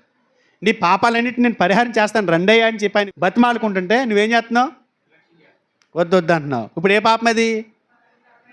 మరణకరమైన పాపం. మరి నరకానికి వెళ్ళిపోతే మరణకరమైన పాపమే కదా అది. ప్రతిదీ పాపమే, ప్రతిదీ మరణకరమైన పాపమే. యేసుక్రీస్తు వారు వచ్చిన తర్వాత దాని శక్తిని, దాని సామర్థ్యాన్ని తగ్గించారు. ఆయన ఆనుకోవటం ద్వారా, ఆయన ఆనుకుని ఆయన చెప్పినట్లుగా చేయటం ద్వారా దాని ప్రభావం తగ్గించాడు ఆయన. అప్పుడు అది మరణకర్మ కాని పాపం అవుతుంది. మరణకరమైన పాపం చేసామన్న వాళ్ళు చేస్తండి, మరణకరమైన పాపం చేసామన్న వాళ్ళు చేస్తండి. చేసాం, అందరం చేసాం. కానీ యేసుక్రీస్తు వారు వచ్చి దాన్ని ఏం చేశారు తెలుసా? మరణకర్మ కాని పాపంగా చేశారు. మన కొరకు ప్రాణం పెట్టారు, నాకు విమోచన ఇచ్చాడు, విడుదల ఇచ్చాడు, క్షేమాన్నిచ్చాడు, రక్షణ ఇచ్చాడు. మరి ఇప్పుడు ఆయన నాకు వద్దు, నేను నమ్మనైనా, ఆయనే గొప్పోడు, ఈయన గొప్పోడు కాదు అని అన్నావు అనుకో, మరి ఏ పాపం చేసినట్టు? మరణకరమైన పాపం చేసినట్టు. మళ్ళీ నేను షార్ట్ చేశానండి, చాలా విషయాలు చెప్పాలి ఇందులో. ఎందుకంటే చాలామంది యేసుక్రీస్తు వారి యొక్క ప్రత్యక్షతను నమ్మట్లా. ఆయన దేవుడు కాడంటున్నారు. ఆయన దేవుడైతే ఇంకొక దేవుడి దగ్గర వేడుకోవటం ఏంటి అంటున్నారు. అంటే మరి ఆయన శరీరధారిగా ఉన్నప్పుడు ఆ క్రమంలో దేవుడిని అడగాలే లేదా? శరీరధారిగా ఉన్నప్పుడు ఆయన ఒక తృణమాత్రుడైన మనిషిగా మన కొరకు ప్రాణం పెట్టడానికి రిక్తునిగా, దాసునిగా తను తగ్గించుకున్నాడు. దేవునితో సమానంగా ఉండే ఆ భాగ్యాన్ని వదులుకుని. నువ్వు చేతకానోడివి, నువ్వు అడుక్కుంటే నువ్వే చేయొచ్చు కదా అని అంటే ఆయన దూషించినట్టే కాదా? ఇదేంటయ్యా, నువ్వు మా కోసం ప్రాణం పెట్టావా? మరి నువ్వు ప్రాణం పెడితే మా పాపాలకు క్షమాపణ అయింది అనుకోమా మేము? ఎందుకంటే మరి నువ్వు బతిమాలుకున్నావు కదా మరి ఆయన్ని అని అంటావా? అంటే నువ్వు ఆయన దగ్గర విజ్ఞాపన చేస్తేనే కానీ ఇది జరగలేదంటే ఎలా ఉంటుంది? బలి పశువుకు వచ్చాడండి ఆయన. బలి పశువుకు వచ్చిన ఒక గొర్రె నీ పక్షంగా బలి అవుతుంది. బలి అవుతున్నటువంటి గొర్రెని బలి ఇవ్వటానికి ఎలా తీసుకెళ్తారు చెప్పండి? లాక్కుని తీసుకెళ్తారా? కొన్ని సందర్భాల్లో జాతరలో ఒకప్పుడు చూసాం మనం. టక్ టక్ టక్ మన గొద్దులేస్తుంది అది కంగారులో అంటే వేస్తారని తెలుసు. ఆ సౌండ్లకి కత్తులు కటారులు అని చూసి ఏమనుకుంటుంది, కంగారు వచ్చి 1-2 వెళ్ళిపోతుంది. దానికి బలవంతం లాక్కెళ్తారు దాన్ని, డైరెక్ట్గా వెళ్దాం. కానీ యేసుప్రభువు ఏమన్నాడు తెలుసా? నా అంతటి నేనే నా ప్రాణాన్ని పెడుతున్నాను. శరీరం ధరించుకుని కూడా గెత్సెమనే తోటలో మానవ బలహీనతను బట్టి సాధ్యమైతే గిన్నె నా దగ్గర నుంచి తీసేయని అడిగాడు. ఎందుకంటే మానవ శరీరం ధరించుకున్నాడు కాబట్టి. ఆయన అన్నాడు, నీ సిద్ధమే సిద్ధించిన గాక, నేను ప్రాణం పెడతాను వీళ్ళ కోసం. ఆ ప్రార్థన, దాన్ని ఏమంటున్నారు వీళ్ళు? చేతకానుడు. ఆయనతో సమానుడైతే ఆయన అడుక్కుంటూ వింటాయా అంటున్నాడు. మళ్ళీ నా తండ్రి ఇస్తేనే కానీ నేనేం చేయలేను అంటున్నాడు ఏంటయా అంటున్నారు కొంతమంది. నా తండ్రి నన్ను మరణాన్ని నుంచి రక్షిస్తాడు అని ఆయన చెప్తుంటే ఆయన గొప్పడు ఎలా అవుతాడని కొంతమంది. ఇదంతా ట్రాష్, ఇదంతా డ్రామా. వాళ్ళు ఒక భిన్నమైనటువంటి ఆత్మ పట్టేసుకుంది వాళ్ళని, ఒక దురాత్మ పట్టేసుకుంది వాళ్ళని. యేసుక్రీస్తుని తగ్గించడానికి గాను ఒక దురాత్మ పట్టుకుని ఆడిస్తుంది వాళ్ళని. యేసుక్రీస్తు వారి శరీరధారిగా రాకమునుపు సృష్టికర్త అయిన దేవుడు, కలిగి ఉన్నది ఏది ఆయన లేకుండా కలగలేదని చెప్పాడు. తండ్రితో సమానుడైన దేవుడు, సమాన స్థాయి కలిగినటువంటి దేవుడు శరీరం ధరించుకుని వచ్చిన తర్వాత ఆయన తృణమాత్రుడు అవ్వాలి, విధేయుడైనటువంటి కుమారుడు అవ్వాలి, మనకు నిత్యరక్షణకు కారకుడు అవ్వాలంటే ఆయన విజ్ఞాపన చెయ్యాలి, యాచించాలి. ఆయన కాదని ఆ ప్రార్థన నువ్వు దృష్టి పెట్టి మీ యేసు అడుక్కున్నాడని నువ్వు అంటే మాత్రం మీ యేసు నువ్వు అడుక్కున్నాడని చెప్పాడు, మీ యేసు యాచన చేశాడని చెప్పాడు. మీ యేసు అంటే ఆయనకి ఏం కాదు, ఇప్పుడు ఆయనకు కాదు అంటే ఇప్పుడు ఆవేశంలో కింద కామెంట్ పెట్టాడు, మీసమన్న నేస్తమా నీకు రోషం ఎక్కువ. ఆ రోషలు ఏం మాట్లాడుతున్నాడో తెలుతులేదు, అడుక్కినవాడా బిచ్చగాడని పెట్టారు కామెంట్లో. అంటే రోషలు ఏమొచ్చేసింది దీనికి, ఏం మాట్లాడుతున్నాడో తెలుతులేదు. మెసేజ్ ఇచ్చి చెప్పాలంటే కోటింగ్ కొట్టించుకోవాలి, బ్యూటీ పార్లర్కి వెళ్ళాలి, హీరోలా కనపడాలి. ఈ బిచ్చ ఆయన పెట్టిందే మీకు. ఆయన బిచ్చతో బతుకుతున్నారు మీ సంస్థ అంతా, మీరు మీ నాన్న మీరందరూ కూడా. ఆయన బిచ్చగాడు అంటారు. మేము బాధపడుతున్నాం, క్రైస్తవులుగా మా మనోభావాలు దెబ్బతిన్నాయి. మీరు ఆ మాట క్షమాపణ కోరుకోకపోతే మాత్రం దేవుడికి లెక్క చెప్పుకుంటారు ఎవరైనా సరే. చంపేస్తానంటున్నారు తెలుసా అండి, ఊళ్ళో కూడా అయిపోయాడు కాబట్టి ఇలా చంపేద్దామన్నారంట. నిన్న మేము ఏదో తప్పు అయ్యి మాట్లాడకూడదంటే తోలు తీసేస్తామంటున్నాడు ఒకడు ఫోన్ చేసి నన్ను. ఎక్కడ తీసేస్తాడో దేంతో తీసేస్తాడో అంటే తప్పుని ఖండిస్తే తోలు తీసేస్తారు. అంతేగాని అసలు ఒకసారి మన బోధ ఆలోచించుకుందాం అనేది లేదు. మరణకరమైన పాపం చేస్తున్నారు, మరణకరమైన పాపం. క్రీస్తు వారిని దూషించి యేసుక్రీస్తు వారిని ఏదో ఒక రకంగా ఒక భిన్నమైనటువంటి బోధ ద్వారా క్రైస్తవ అక్కడ ప్రపంచానికి పరిచయం చేసినటువంటి వారిని యోహాను గారు ఖండిస్తున్నాడు. యేసుక్రీస్తు వారి గురించి ఎన్నో భిన్నమైనటువంటి బోధలు వచ్చినాయి. కాబట్టి అవన్నీ పక్కన పెట్టేసేయండి, మరణకరమైనటువంటి పాపాన్ని నుంచి బయటికి రండి. దేవుడు మనతో మాట్లాడుతున్నాడు. మీ కొరకు ప్రాణం పెట్టినటువంటి యేసు క్రీస్తు సృష్టికర్త అయిన దేవుడు శరీరం ధరించుకుని మీ కొరకు ప్రాణం పెట్టాడు. మీ పాపాలన్నిటికీ విమోచన ఆయన ఆధారం చేసుకోండి, ఆయన నమ్మండి, ఆయన మహింపరచండి అని చెప్పాడు. అది దేవుడు కోరుకున్నది. యోహాను గారి ద్వారా దేవుడు మనకి మాట్లాడుతున్నటువంటి సందేశం. ఆలోచిస్తారా? మరణకరమైన పాపం ఏది? యేసుక్రీస్తు వారిని దూషించటం, యేసుక్రీస్తు వారిని తక్కువ చేసి మాట్లాడటం, యేసుక్రీస్తు వారు నా కొరకు ఏమి చేయలేనివాడని చెప్పటం, యేసుక్రీస్తు వారు అసమర్థుడని చెప్పటం, యేసుక్రీస్తు వారు పుట్టినవాడని చెప్పటం, యేసుక్రీస్తు వారు ఎవరో కలగజేస్తే వచ్చినవాడని చెప్పటం, యేసుక్రీస్తు వారు ఒకరి దగ్గర అడుక్కుంటేనే కానీ చేయలేనటువంటి అసమర్థుడని ప్రకటించటం. అంతకంటే భయంకరమైనటువంటి దోషం మన జీవితాల్లో ఉండదు. ఆలోచిస్తారనుకుంటున్నా. మరణకరమైనటువంటి పాపము, మరణకరమ కాని పాపం, సకల దుర్నీతి పాపం. సకల దుర్నీతి పాపం అని చెప్పినటువంటి యోహాను గారు మరణకరమైనటువంటి పాపం కూడా ఉంది. యేసుక్రీస్తు వారిని అంగీకరించకపోవటమే. యేసుక్రీస్తు వారిని అంగీకరించి మీరు ఆయన దగ్గర జీవం పొందుకోండి. ఆయనే నిజమైన దేవుడు, ఆయనే నిజమైన మీ కొరకు ప్రాణం పెట్టిన మానవుడు అని చెప్పాడు. ఆలోచిస్తారని కోరుకుంటున్నా. మరొకసారి యూట్యూబ్లో అప్లోడ్ చేసినప్పుడు వినండి. అర్థం కాకపోతే ప్రార్థన అయిన తర్వాత అడగండి. మీకు ఏదైనా డౌట్ ఉంటే నేను దానికి సమాధానాలు ఇస్తాను. ప్రార్థన చేసుకుందాం.